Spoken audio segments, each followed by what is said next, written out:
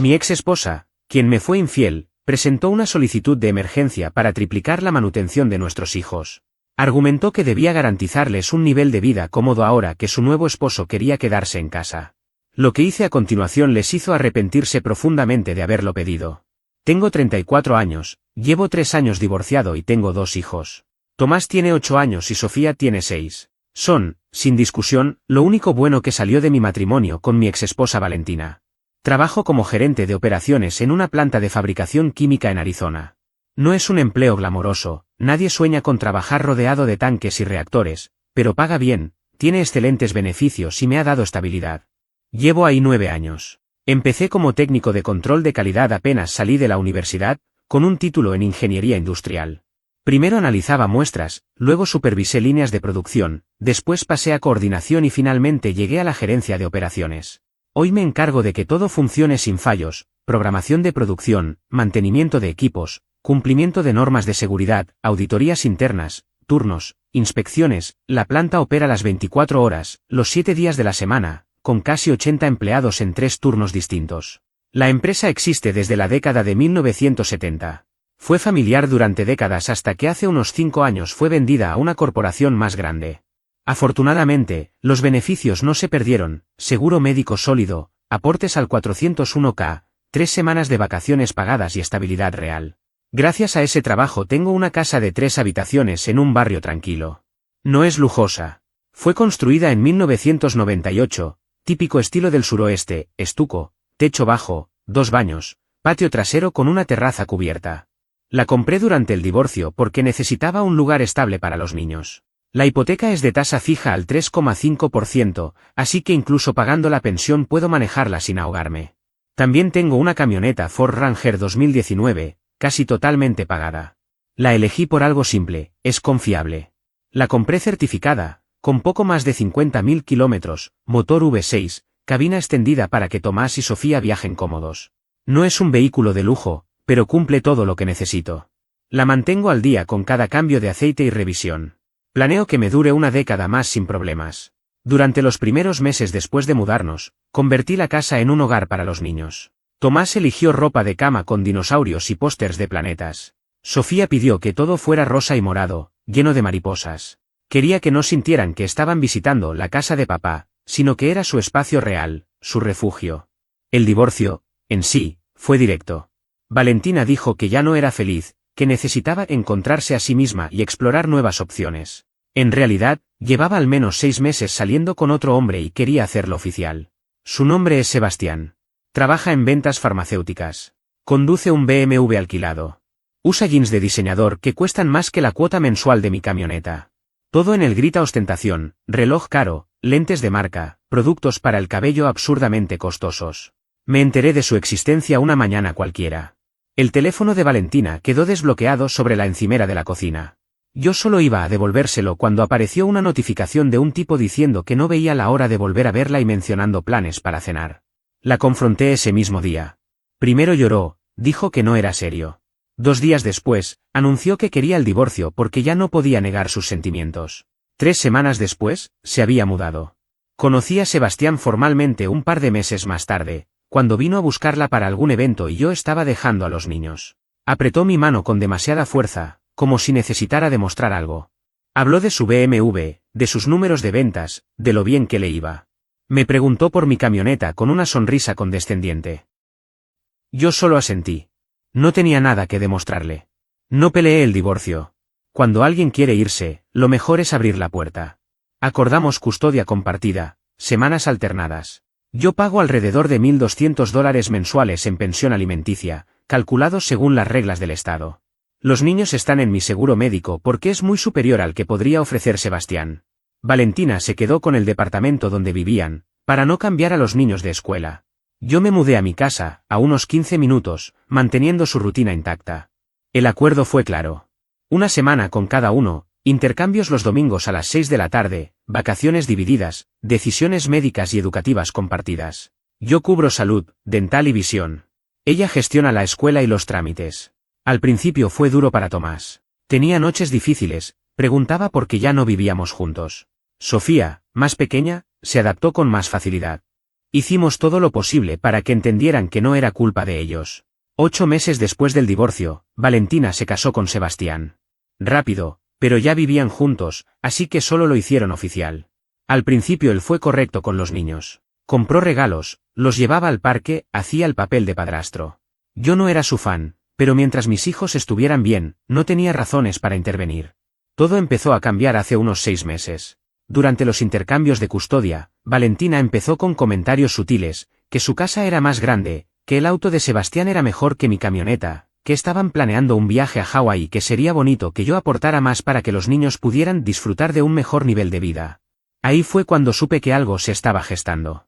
Ignoré las primeras señales durante semanas. Valentina siempre había tenido una obsesión casi enfermiza con las apariencias, con proyectar una imagen de perfección que nadie, salvo ella, parecía exigirle. Esa necesidad constante de mostrar una vida impecable fue una de las grietas que terminó destruyendo nuestro matrimonio. Mientras ella perseguía una vida digna de redes sociales, yo estaba enfocado en construir algo real, estabilidad, ahorro y un futuro concreto para nuestros hijos. Todo empezó a tomar forma hace un par de meses, una noche cualquiera de miércoles, durante nuestra rutina sagrada de tacos. Tomás estaba hablando de su día, distraído, sin darse cuenta de que estaba soltando una pieza clave del rompecabezas. Sebastián estuvo en casa casi todo el día, dijo con total naturalidad. Me ayudó con la tarea y después jugamos Xbox. No me alarmé de inmediato.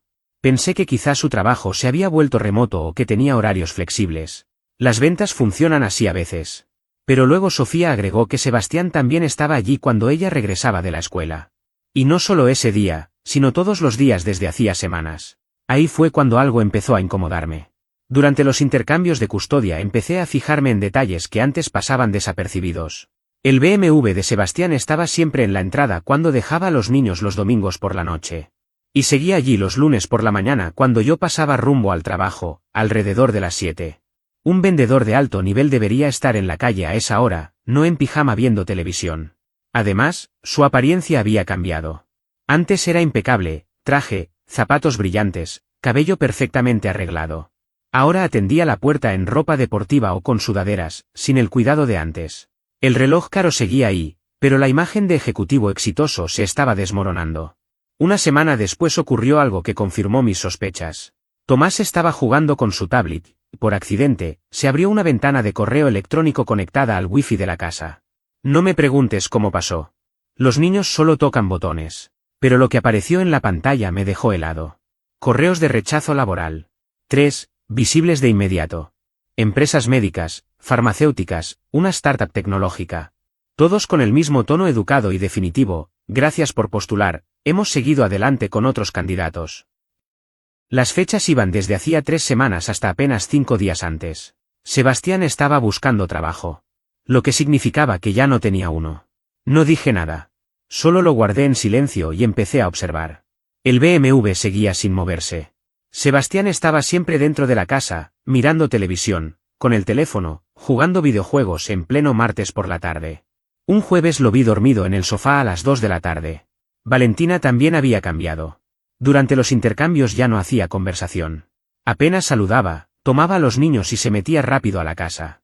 Su auto, antes impecable, ahora estaba lleno de bolsas de comida rápida y mochilas tiradas. Puede parecer trivial, pero para alguien obsesionada con el orden, era una señal clara de desgaste. Sofía mencionó después que estaban comiendo muchas pizzas congeladas y nuggets. No se quejaba. A ella le encantan. Pero Valentina siempre fue fanática de la comida orgánica, de las cenas equilibradas y del control nutricional. Ese cambio no era casual. Y luego estaba el silencio digital. Valentina había desaparecido de redes sociales. Antes subía fotos constantemente, salidas, cenas, vacaciones, los niños, la casa. De repente, nada. Su última publicación tenía más de 6 semanas. Para alguien que vivía de la validación virtual, eso era una bandera roja. 3 semanas después, me escribió. Dijo que necesitábamos hablar. Que era algo importante sobre el futuro de los niños. Nos reunimos en una cafetería cerca de su casa. Llegué antes, pedí café negro y me senté en una mesa al fondo. Ella llegó tarde, lo cual no era normal en ella. Se veía agotada. Llevaba ropa deportiva, el cabello sin arreglar y sin maquillaje. Ordenó una bebida complicada que tardó una eternidad. Habló primero de cosas triviales, la escuela, el básquet de Tomás, un proyecto de arte de Sofía. Yo sabía que estaba rodeando el tema real. Y entonces lo soltó. Sebastián había decidido convertirse en padre de tiempo completo. Dijo que ahora él estaría en casa, enfocado en los niños, apoyando su desarrollo, brindándoles estabilidad emocional. Según ella, era lo mejor para todos. Lo dijo con una voz ensayada, como si hubiera practicado ese discurso frente al espejo.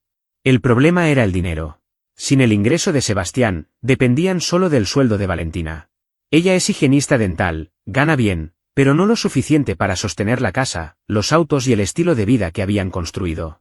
Estaban, según sus palabras, al límite. Y como yo ganaba más, lo justo era que yo aportara más. Le pregunté por qué Sebastián había dejado su trabajo. Dijo que estaba cansado, que no lo llenaba, que quería estar más presente para Tomás y Sofía. Que los niños lo adoraban y que su aporte como cuidador era tan valioso como un sueldo. Entonces deslizó un documento sobre la mesa. Una modificación a nuestro acuerdo de manutención. Exigía $3.600 al mes. El triple de lo que ya pagaba. Lo leí despacio, línea por línea, mientras ella me observaba en silencio. Cuando Valentina me entregó ese documento, su argumento estaba tan bien redactado que, a primera vista, podía parecer incluso sensato. Cada frase estaba diseñada para sonar equilibrada, casi justa. Decía que mis ingresos habían aumentado desde el divorcio, lo cual era cierto. Había recibido un ascenso importante en el trabajo, acompañado de 2 ajustes salariales en el último año. Mi estabilidad financiera era mejor que antes y, según ella, eso significaba que los niños debían participar de ese progreso. En abstracto, cualquiera podría asentir a algo así. Si a un padre le va mejor, es lógico que sus hijos también se beneficien. Pero el problema no estaba en esa premisa, estaba en lo que venía después. Porque inmediatamente después de esa introducción razonable, aparecía el verdadero objetivo del documento. Con Sebastián dejando su empleo para convertirse en un padre de tiempo completo, el hogar, según el escrito, necesitaba una inyección urgente de dinero para no ver reducida la calidad de vida de Tomás y Sofía. Esa frase estaba cuidadosamente construida para sugerir que los niños estaban en riesgo, como si estuvieran a punto de pasar carencias si yo no intervenía. El documento desglosaba cada gasto mensual con una minuciosidad casi teatral, una hipoteca de $2.400, pagos de autos por $1.100, seguros médicos y de vehículos, servicios básicos, internet, telefonía, supermercado, actividades escolares, clubes deportivos, ropa, transporte, entretenimiento. Todo estaba presentado como una suma abrumadora, como si vivieran apenas un paso antes del desastre financiero. Lo que no decía era que muchos de esos gastos existían desde antes, cuando Sebastián todavía trabajaba. Después venía una sección entera dedicada a justificar cómo los niños se beneficiarían del aumento de manutención. Hablaba de una mejor alimentación, de más actividades extracurriculares, de materiales educativos de mayor calidad, incluso de vacaciones familiares enriquecedoras a las que yo debía contribuir económicamente aunque no fuera a estar presente. Ese párrafo, con su tono casi publicitario, me revolvió el estómago. No estaban pidiendo ayuda para los niños. Estaban pidiendo que yo financiara un estilo de vida. Y entonces apareció la frase que lo dejó todo brutalmente claro. El documento decía, sin rodeos, que yo les debía una vida cómoda porque era quien tenía mayores ingresos, y que era mi obligación asegurar que los niños no sufrieran por la decisión de Sebastián de abandonar su carrera profesional. No decía que se lo debía a Tomás y Sofía. Decía que se lo debía a ellos. Levanté la vista del papel y miré a Valentina. Estaba sentada frente a mí, con los brazos cruzados y una expresión de absoluta seguridad. Para ella, aquello no era una exageración ni una maniobra. Realmente creía que yo tenía la responsabilidad de cubrir el vacío económico que dejaba su nuevo esposo. En su lógica, yo debía triplicar la manutención para que Sebastián pudiera quedarse en casa todo el día, jugar videojuegos con mi hijo durante el horario laboral y llamarlo crianza. Le dije que lo pensaría. Eso la irritó de inmediato. Dijo que esperaba una actitud más madura de mi parte, que debía poner a los niños primero, que no podía ser tan egoísta. Luego dejó caer la amenaza, envuelta en palabras legales: si no aceptaba, no le quedaría más opción que presentar un recurso de emergencia ante el tribunal.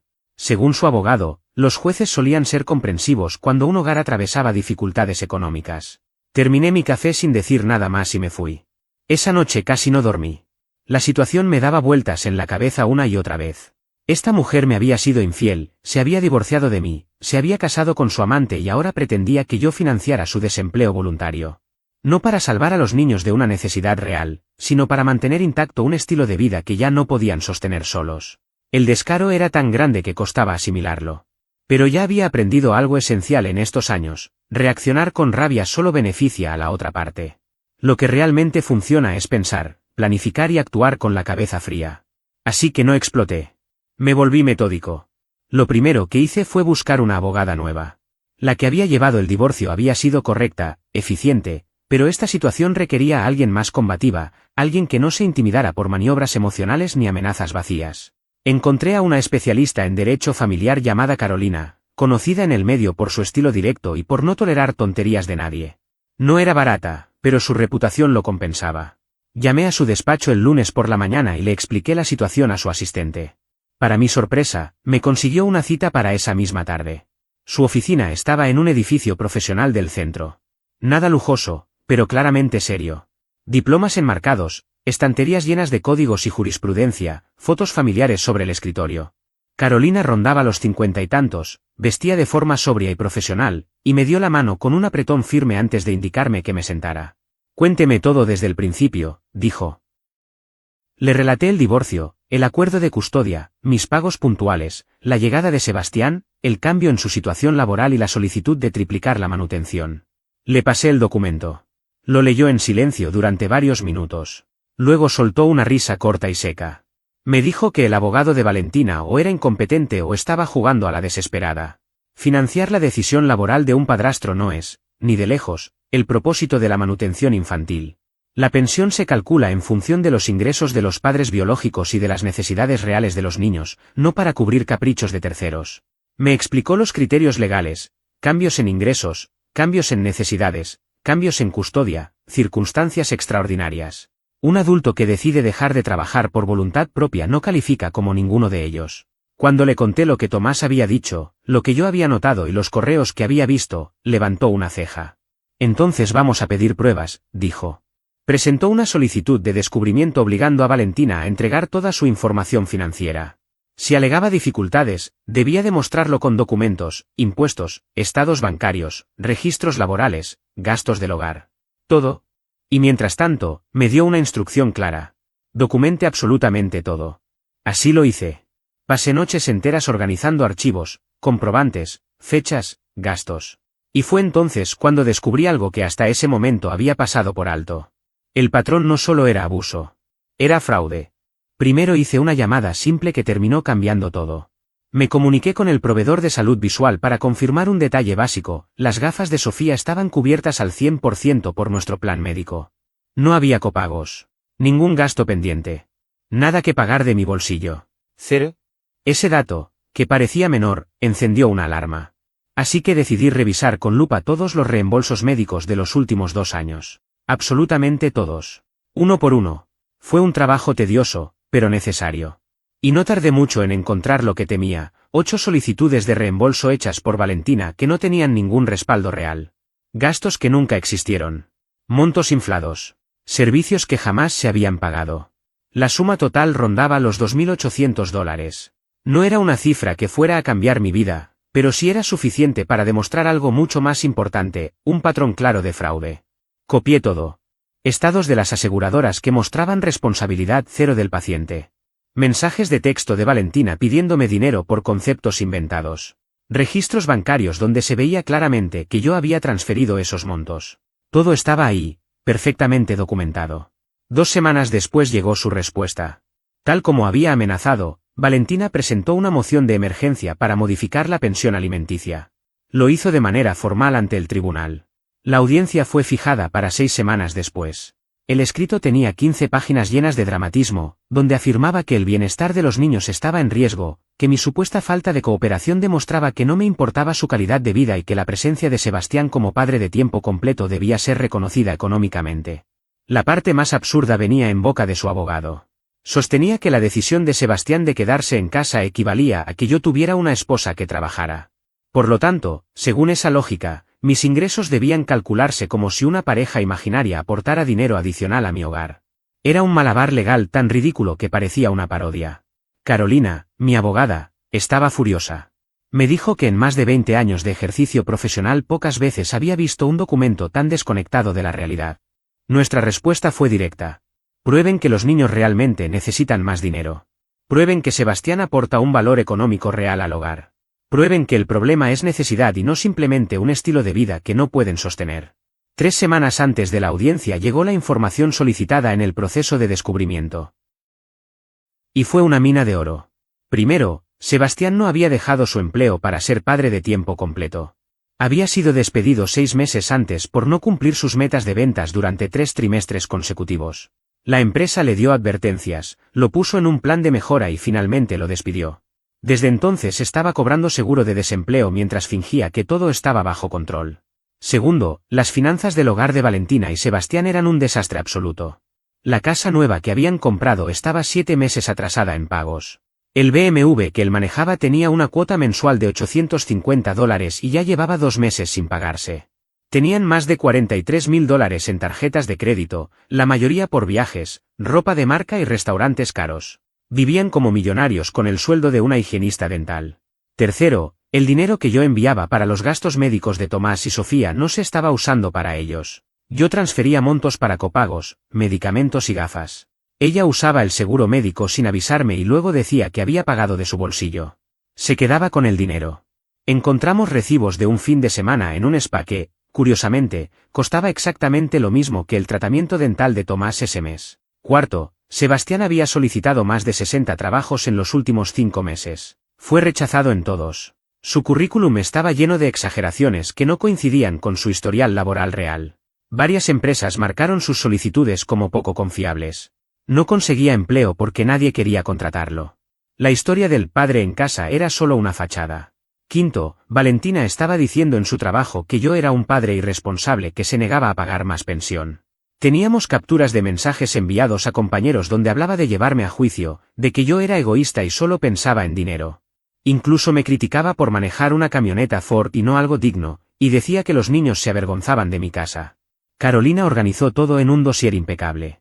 Extractos bancarios, mensajes, registros laborales, informes crediticios, recibos médicos, todo cruzado y ordenado cronológicamente. También armó una línea de tiempo que mostraba exactamente cuándo Sebastián perdió su empleo, cuándo comenzaron los problemas financieros y cuándo Valentina empezó a presionarme por más dinero. Luego vino lo mejor, las redes sociales. Sebastián, en su infinita genialidad, había documentado toda su supuesta vida de padre responsable en Instagram. Fotos en el gimnasio a las 10 de la mañana en días laborables. Cafés caros en plena tarde. Partidas de golf los martes. Registros en bares y restaurantes mientras los niños estaban en la escuela. Y una joya de publicación 2 semanas antes, él en el sofá jugando videojuegos con el texto. Viviendo el sueño. Sin estrés laboral, sin jefe respirándome en la nuca. Solo tiempo de calidad con la familia. La vida de padre en casa es diferente. Sí, es diferente cuando alguien más paga tus cuentas. Carolina también revisó las redes de Valentina. En un grupo privado de Facebook se quejaba de su situación económica y de lo injusto que era que su exmarido ganara más y no los ayudara. Una amiga le sugirió demandarme. Ella respondió que su abogada le había dicho que era una victoria segura, que los jueces siempre favorecen al padre custodio y que yo tendría que pagar lo que ordenaran. Ese comentario terminó como prueba clave en nuestro escrito. Solicitamos además los registros escolares de los niños. Asistencia, calificaciones, observaciones de los maestros. Todo. Queríamos demostrar que, a pesar de las acusaciones de Valentina, Tomás y Sofía estaban prosperando. Tomás tenía asistencia perfecta y estaba en el cuadro de honor. Sofía leía por encima de su nivel y había ganado un premio por su arte. Sus profesores los describían como niños felices, equilibrados y comprometidos. Los niños estaban bien. Quienes se estaban hundiendo eran Valentina y Sebastián, por sus propias decisiones. Una semana antes de la audiencia, Carolina presentó nuestra contramoción. En lugar de defendernos, pasamos al ataque. Solicitamos una modificación que redujera mi pensión alimenticia basándonos en los ingresos reales del hogar de Valentina y en el hecho de que Sebastián debía contribuir económicamente. Incluso si estuviera en casa por elección, su salario anterior debía imputarse para el cálculo legal. El enfoque legal que tomamos fue tan simple como contundente. En ningún tribunal se acepta que un padre o un cónyuge reduzca sus ingresos de forma voluntaria con el objetivo de trasladar su carga económica a la otra parte. La ley es clara en ese punto, nadie puede dejar de trabajar por decisión propia y luego pretender que el otro pague las consecuencias. Por eso, cuando Valentina presentó su solicitud de aumento de manutención, nuestra respuesta fue directa y respaldada con pruebas. Dentro de ese mismo escrito incluimos algo que ella jamás esperó, un reclamo formal por los gastos médicos que había estado cobrando de forma indebida durante los últimos 2 años. No se trataba de una suposición ni de una percepción. Eran 8 solicitudes de reembolso falsas, con montos inventados o inflados, que sumaban cerca de $2.800. Puede parecer una cifra menor dentro de un proceso judicial, pero para un juez es algo mucho más grave, demuestra un patrón de manipulación y mala fe. Y no nos quedamos ahí. También solicitamos que Valentina pagara mis honorarios legales. Su petición no solo carecía de base, sino que había obligado al sistema judicial a gastar tiempo y recursos, y a mí a contratar a Carolina, recopilar estados de cuenta, revisar documentos de seguros médicos, capturas de mensajes y pruebas que, de otro modo, jamás habrían sido necesarias. Todo ese tiempo lo había perdido cuando debía estar ocupándome de Tomás y Sofía, que son mi verdadera prioridad. La audiencia quedó fijada para un jueves por la tarde. Pedí el día libre en el trabajo, me puse un traje sobrio y llegué al tribunal con una carpeta gruesa, organizada con separadores, donde estaba cada documento que sustentaba nuestra posición. Carolina estaba impecable y concentrada, como alguien que entra a una sala sabiendo exactamente qué va a demostrar. Valentina llegó acompañada de su abogado, que no proyectaba ni de lejos la seguridad que uno esperaría de quien cree tener un caso sólido. Sebastián también apareció, con pantalones caqui y una camisa tipo polo, más parecido a alguien que iba a una reunión social que a una audiencia judicial donde se decidirían miles de dólares al año. Valentina se notaba tensa desde el primer momento. La jueza, una mujer de poco más de 50 años con más de 15 años de experiencia en derecho de familia, tenía fama de no dejarse impresionar por discursos emotivos ni por tácticas de presión. Su mirada lo decía todo. El abogado de Valentina comenzó con un relato diseñado para generar lástima. Habló de lo difícil que era la situación económica, de lo noble que era que Sebastián se quedara en casa para cuidar a los niños, de cómo yo había aumentado mis ingresos y de que los niños tenían derecho a participar de ese progreso. Presentó un presupuesto del hogar mostrando gastos elevados y un supuesto déficit mensual que, según ellos, hacía inevitable que yo pagara más. Cuando terminó, Carolina se levantó con calma. No alzó la voz. No dramatizó. Simplemente empezó a desmontar cada punto con documentos. Mostró la carta de despido voluntario de Sebastián. Luego los estados bancarios que revelaban gastos innecesarios, salidas, compras y un nivel de vida que no coincidía con la imagen de hogar al borde del colapso. Después exhibió publicaciones de redes sociales donde Sebastián claramente no estaba cuidando niños durante las horas en que ambos estaban en la escuela. Finalmente, presentó los mensajes donde Valentina me llamaba irresponsable, aun cuando yo llevaba 3 años pagando cada mes, sin retrasos, exactamente lo que ordenaba la corte. La expresión de la jueza empezó a cambiar. Cuando Carolina pasó al tema de los gastos médicos, el rostro de Valentina se volvió pálido. Intentó hablar, pero la jueza la mandó a callar.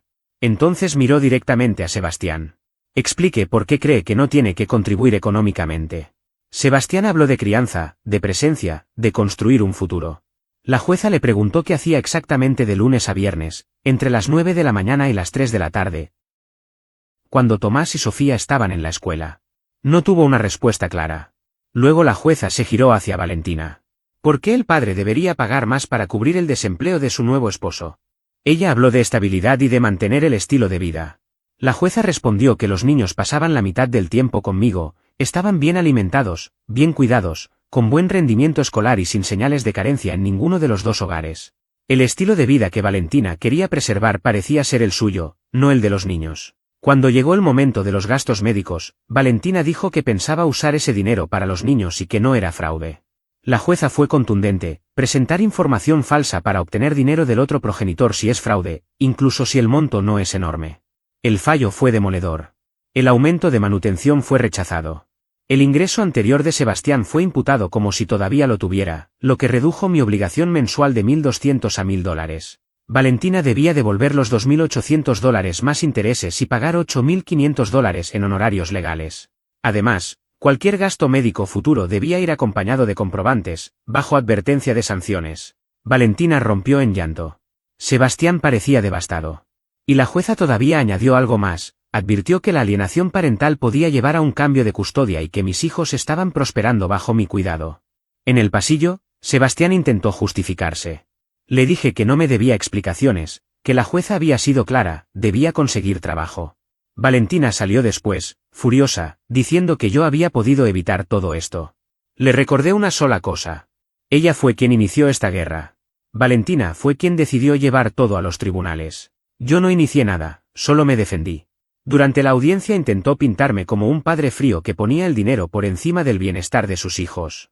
Dijo que Tomás y Sofía algún día recordarían ese momento y que sabrían que yo los había elegido menos por no ceder a sus exigencias económicas. Yo le respondí con hechos, los niños estaban excelentes. Tomás estaba en el cuadro de honor, Sofía tenía asistencia perfecta, ambos estaban sanos, contentos y emocionalmente estables. La única persona cuyo bienestar estaba en riesgo era ella, porque había decidido casarse con Sebastián, un hombre incapaz de mantener un empleo estable, y luego pretendía que yo financiara ese error. Carolina, mi abogada, me tomó del brazo antes de que siguiera hablando. Ya habíamos dicho suficiente. Salimos del juzgado y fuimos a almorzar cerca. Mientras revisaba unos papeles, Carolina me dijo que había sido una de las audiencias más satisfactorias que había tenido en meses. Explicó que los jueces detestan cuando alguien intenta manipular el sistema para sacar ventaja económica, sobre todo cuando queda claro que uno de los padres intenta usar a los hijos como arma. Le pagué su factura la semana siguiente sin dudarlo. Cada centavo había valido la pena. 3 semanas después del fallo, el reembolso de los $2.800 apareció en mi cuenta. Valentina no pudo pagarlo de una sola vez, así que lo hizo en 2 partes, primero $1.500 y, unos 10 días después, los $1.300 restantes. Era casi irónico que después de intentar sacarme miles de dólares, tuviera problemas para devolver una suma relativamente pequeña. Los honorarios legales tardaron un poco más en resolverse. Carolina envió la factura al abogado de Valentina, $8.500 en total. Intentaron discutirla, diciendo que era excesiva. Carolina les respondió con un desglose completo de cada hora, cada documento, cada llamada y cada presentación judicial. Después de eso, no volvieron a objetar nada. Valentina quedó obligada a pagar $500 mensuales durante 17 meses. 17 recordatorios constantes de que presentar demandas frívolas tiene consecuencias. Al mismo tiempo, mi manutención infantil reducida entró en vigor de inmediato. Los $200 adicionales que dejé de pagar cada mes no se quedaron en mi bolsillo, los transferí directamente a los fondos universitarios que abrí para Tomás y Sofía. Ellos todavía no lo saben, pero cuando cumplan 18 años, tendrán una suma importante esperando para ayudarlos con sus estudios. 2 semanas después de la audiencia, Valentina me envió un mensaje preguntando si podía quedarme con los niños una noche extra cada semana. Según ella, su horario laboral había cambiado y necesitaba ayuda. Le respondí que sí, siempre y cuando ajustáramos oficialmente el cálculo de la manutención. No volvió a mencionar el tema. Sebastián consiguió trabajo unas 3 semanas después del juicio. Tomás lo mencionó una noche durante la cena. Dijo que ahora trabajaba en un gimnasio, algo en la recepción. Sofía agregó que lo veía de mal humor, que evitaba hablar de su trabajo cuando le preguntaban. Lo investigué por mi cuenta. Era una cadena grande, instalaciones decentes. Los puestos de recepción allí pagan alrededor de $14 la hora. Sebastián pasó de ganar probablemente $70.000 al año en ventas farmacéuticas a unos $30.000 registrando clientes en un gimnasio. Eso es lo que sucede cuando te despiden por bajo rendimiento y pasas 6 meses desempleado en lugar de aceptar lo que sea. Valentina dejó de hacer comentarios sobre mi casa o mi camioneta. Los intercambios de custodia se volvieron fríos y mecánicos. Ella llegaba, yo sacaba a los niños, ellos subían al auto y se iban. Sin saludos largos, sin indirectas, sin tensión innecesaria. A mí me parecía perfecto. Sus redes sociales también cambiaron. Durante unas 6 semanas estuvo en silencio. Luego volvió, pero ya no había fotos de viajes ni cenas elegantes. Solo publicaciones de los niños, frases genéricas de superación y algunas imágenes de su jardín. La imagen de vida perfecta se había evaporado. La cuenta de Sebastián, en cambio, se llenó de selfies en el gimnasio y mensajes de motivación. Intentaba reinventarse como un entusiasta del fitness. Todos los comentarios estaban desactivados. 2 meses después de la audiencia, recibí una llamada del abogado de Valentina.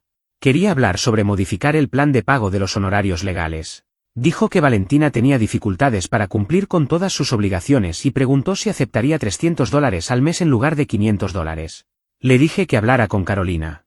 Ella me llamó una hora después riéndose. Le había dicho que no, que el acuerdo ya era generoso y que si Valentina fallaba en un solo pago, iniciarían cobranza formal.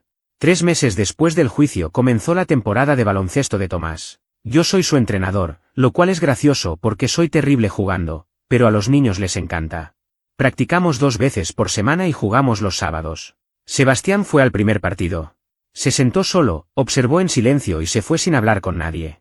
Desde entonces no ha faltado a ninguno, pero tampoco interactúa. Valentina va a algunos partidos, siempre sentándose en el lado opuesto de la cancha. En el trabajo, mi evaluación anual llegó el mes pasado. Me dieron otro aumento, un 4%, y mi jefe dijo que me estaban considerando para un puesto de director el próximo año.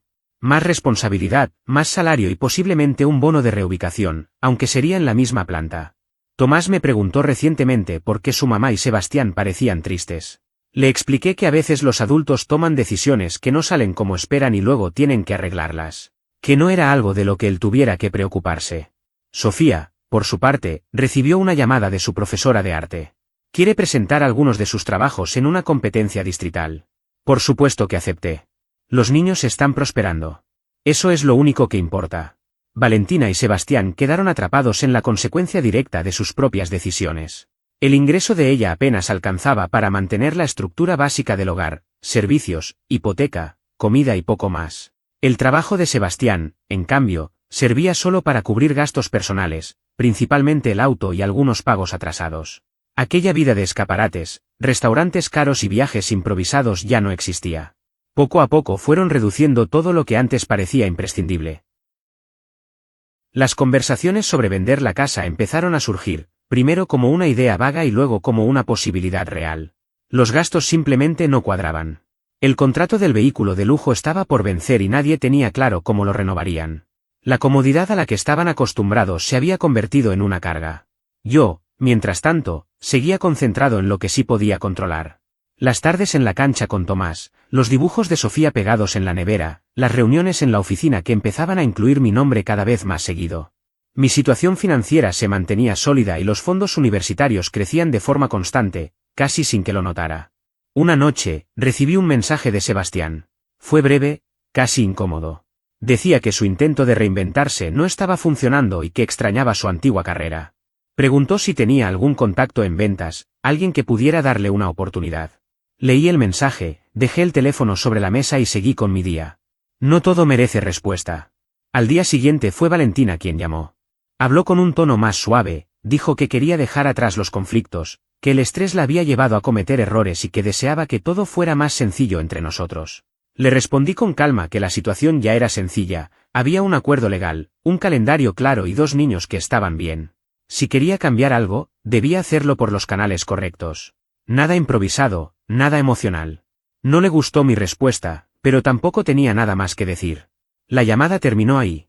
Yo volví a lo mío, preparar la cena, revisar tareas, pensar en el próximo partido del sábado.